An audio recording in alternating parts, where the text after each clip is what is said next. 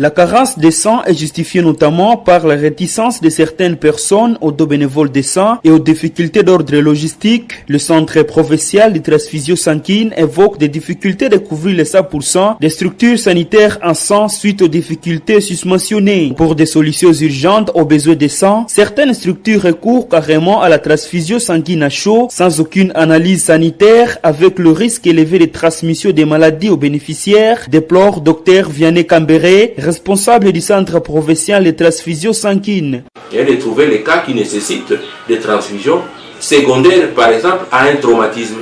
Ce traumatisme peut être secondaire par une blessure par arme blanche, soit par arme à feu. Avec l'insécurité, tout ce que nous connaissons avec les terroristes ici, nous trouvons les gens qui viennent dans des situations d'anémie parce qu'ils ont perdu du sang. Nous avons aussi des contrées, des zones de santé entières qui ne disposent pas encore de banques de sang jusqu'au-delà. Et même les autres zones de santé qui ont des banques de sang, ils ne couvrent pas les 100%. Toute la zone de santé d'Oicha n'a qu'une seule banque de sang. Imaginez la personne qui se retrouverait à Eringeti avec tous les affres que nous connaissons qui se passent du côté d'Eringeti, tous les blessés qui sont là-bas, ils reçoivent le sang dont Dieu seul sait la qualité de ces produits sanguins. C'est-à-dire, on y réalise des transfusions à chaud.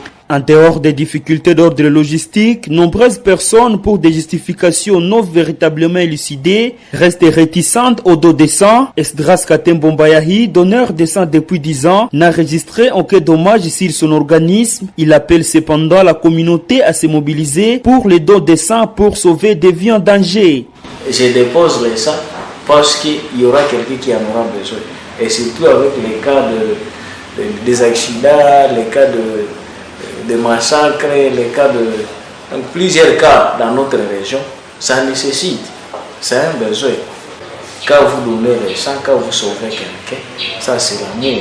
En outre, les quelques organisations de donneurs bénévoles de sang sont aussi confrontées à des difficultés de sensibilisation dans la zone, ce qui entraîne le dysfonctionnement de l'opération d'approvisionnement en sang, explique Trésor Bahati, coordonnateur de l'association des donneurs bénévoles de sang pour tous à Béni. Dans la communauté, ce qui est important dans la population, c'est la vulgarisation du message, puisque les écoles aussi nous aident à récolter le sang afin d'approvisionner la banque des sang.